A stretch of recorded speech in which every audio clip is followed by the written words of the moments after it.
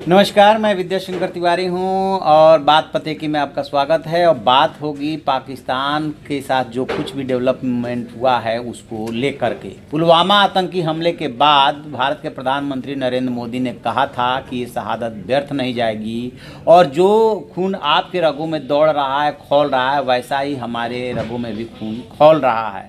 तो जवानों की 13वीं से पहले ही भारत ने जिस तरह से एयर स्ट्राइक किया और बदला लिया, उसके बाद देश में माहौल कुछ और है और भारतीय प्रधानमंत्री नरेंद्र मोदी का कॉन्फिडेंस साफ साफ दिख रहा है। लेकिन पाकिस्तान है कि मानता नहीं। उसके ऐसे ऐसे तर्क हैं कि सुन करके आपको हंसी आएगी। आपको याद है उरी का हमला, जब उरी हमला हुआ था उसके बाद भारत ने सर्जिकल स्ट्राइक की थी, तब भी पाकिस्तान ने ऐसे ही बहानेबाजी की थी कि भारत ने ऐसा कोई सर्जिकल स्ट्राइक नहीं किया। फिर वह दुनिया भर के पत्रकारों को भी दिखाने की बात करता रहा, न जाने क्या क्या तर्क दिए। लेकिन बाद में जब भारत ने उसके पूरे सीन की रिकॉर्डिंग कराई थी, वो जारी किए, तो हकीकत पूरी दुनिया के सामने आ गई। यहाँ तक कि अमेरिका ने भी कंफर्म कर दिया था। ठीक उसी तरह से अब जो ये हमला हुआ है उसके बाद पाकिस्तान में दिन भर मीटिंगों का दौर चलता रहा है। उसका वहाँ पे संसद का सत्र चल रहा है, वहाँ नेशनल असेंबली है, उसमें बहस होती रही। लेकिन जो कुछ भी बयान आए, चाहे वहाँ के प्रधानमंत्री इमरान खान के बयान आए हो, चाहे आर्मी के बयान आए हो, चाहे विदेश मंत्री के बयान हो, किसी में कुछ कंक्रीट नहीं था। एक तरफ कहा गया कि एलओसी का उल्लंघन हुआ है, लिहाजा हम सही वक्त पे जवाब देंगे। दूसरी तरफ ये कहा जा रहा है कि भारत के जो भी फाइटर आया था मिराज 2000, वो तो जो है पेड़ पौधों को मार करके चला गया। तरह तरह की बातें, न जाने क्या क्या। तो इसी पे हम बातचीत करेंगे और बातचीत के लिए हमारे साथ मौजूद हैं हमारे सहयोगी विष्णु शर्मा। तो विष्णु जी, पहले भी उसने किया, फिर अभी भी कर रहा है क्या? हम लोग पहले करंट की बात कर लेते हैं। जो करंट में हुआ कि शायद इंडिया वाले जब तक ऐलान करते कि क्या करना है, क्या हुआ है, पहले से ही पाकिस्तान के जो एक मेजर थे गफूर करके, उन्होंने एक ट्वीट किया कि कैसे, हाँ बेसिकली पीआर देखते हैं, मेजर जनरल आसिफ गफूर। उन्होंने ट्वीट किया कि कैसे पाकिस्तान में इंडियन जो जेट थे उन्होंने एंट्री की, एलओसी क्रॉस की और हमारे लोगों ने तुरंत उस पर एक्शन लिया और तुरंत उन्हें बाहर भागने को मजबूर कर दिया। और वो एक मेंशन भी कर रहे हैं कि एक पेलोड उन्होंने गिराया, और जो बम की बात हो रही थी कि वो गिराया और वो ऐसे ही गिरा के जल्दबाजी में चले गए, ये उन्होंने कहा। इसका मतलब जो सबूत मांगते थे लोग कि वहाँ कुछ हुआ है जिसको पाकिस्तान कवर करने की कोशिश कर रहा है, जबकि इंडिया की तरफ से ऐसा कोई दावा नहीं किया गया। तो पहली बात। फिर इसको उन्होंने जगह मेंशन की थी जो बालाकोट, हाँ बालाकोट, चकोरी, और जो बालाकोट जगह जो उन्होंने मेंशन की थी अपने ट्वीट में, बालाकोट को मेंशन किया था। अब सबसे बड़ा जो हुआ है वो बालाकोट में हुआ है। अब जब उनको बाद में ये समझ में आया कि जब भारत के फॉरेन सेक्रेटरी ने ये बोला कि बालाकोट में वहाँ ट्रेनिंग कैंप था और वहीं से सब कुछ चलता था, और वहाँ मसूद अजहर का जो ब्रदर इन लॉ था वो सारी एक्टिविटी चलाता था, ट्रेनिंग कैंप था, वो लॉन्चिंग पैड नहीं था, इस बार ट्रेनिंग कैंप पे अटैक किया तो ट्रेनिंग कैंप था। अब जो प्रांत है वो इमरान खान का है और ऐसे में सीधे सीधे इमरान खान पर अटैक है, और वो 80 किलोमीटर करीब अंदर है सीमा से। तो ऐसे में तुरंत से पाकिस्तान की जो आर्मी है उसका एक बयान आया और कई लोगों ने ट्वीट किया इस मामले में कि बालाकोट ये वो नहीं है, ये पुंछ वाला बालाकोट है। क्यों? उन्हें ये दिखाना था कि 3 से 4 किलोमीटर इन्होंने पास पास में बॉर्डर के गिराया, साबित करना। हाँ, वो ये चाहते थे कि मुजफ्फराबाद के पास है, पीओके में। तो इससे हंसी की बात दूसरी बनी।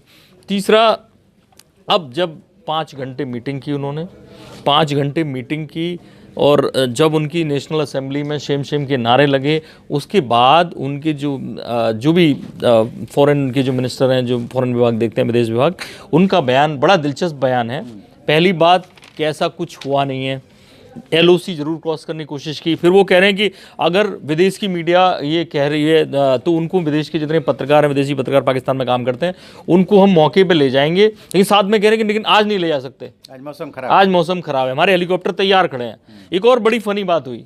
फनी बात ये हुई कि उस मीटिंग में, जो कैबिनेट मीटिंग या कुछ भी कह लीजिए, उनकी जो सिक्योरिटी के लिए मीटिंग हुई, सुरक्षा परिषद, हाँ, उस मीटिंग में ये तय हुआ कि हमारी एयरफोर्स ने बड़ा अच्छा काम किया, यानी पाकिस्तान की एयरफोर्स ने बड़ा अच्छा काम किया है कि इंडियन विमानों को उन्होंने बाहर भेज दिया जितने लड़ाकू विमान थे, और इसलिए उनकी लिए 3 लाइन तारीफ में ऐड की गई प्रेस रिलीज में कि उनकी तारीफ होनी चाहिए।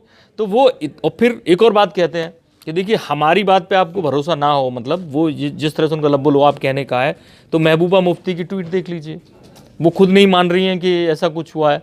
हालांकि महबूबा मुफ्ती जो देश में खुशी की जो लहर दौड़ पड़ी है उस पर सवाल उठा रही हैं। वो कह रही हैं कि ये कैसा उन्माद पैदा हो गया है, जहालत है, वो ये कह रही हैं। वो तो अपना वोट बैंक मजबूत हाँ, कर रही वो अपना वोट बैंक मजबूत कर रही हैं।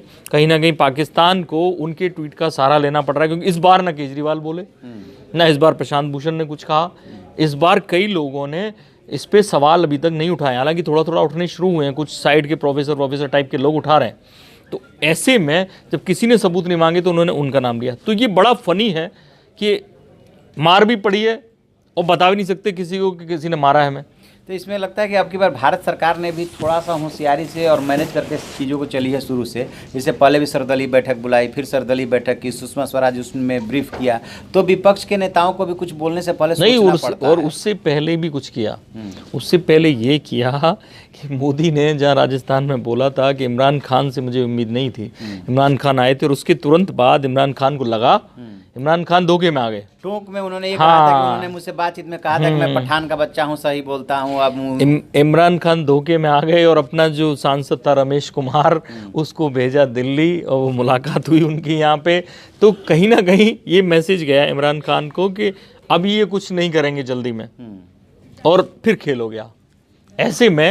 ऐसे में अब इमरान खान की समझ में नहीं आ रहा है, पाकिस्तान की पूरी समझ में नहीं आ रहा है कि क्या किया जाए। अगर वो कहते हैं कि हमला हुआ है तो उनको जवाब देना होगा, और जवाब वो नहीं देंगे तो पाकिस्तान में उनकी सरकार गई। मतलब एक तरह से वो अपनी फेस सेविंग कर रहे हैं कि यदि हम मानेंगे नहीं, जब मानेंगे नहीं तो कार्रवाई के सवाल ही नहीं हाँ, उठता वो है। इतना मान रहे हैं कि बस के LOC क्रॉस हुई है, जो भी ARC हुई हो, वायलेशन हुआ है, उसको हम जितने वर्ड के जितने मंच हैं उन पर उठाएंगे, ये वो दावा कर रहे हैं।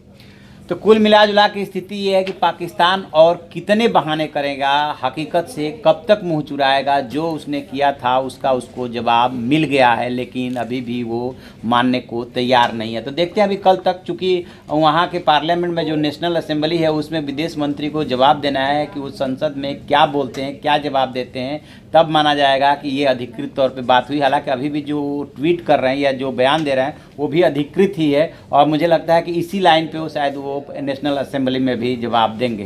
तो जो भी इसमें अपडेट होगा हम आपको अपडेट कराते रहेंगे। आप देखते रहिए हमारा डिजिटल चैनल इन खबरों से। लाइक कीजिए, शेयर कीजिए और कमेंट बॉक्स में कमेंट जरूर दें। Thank you.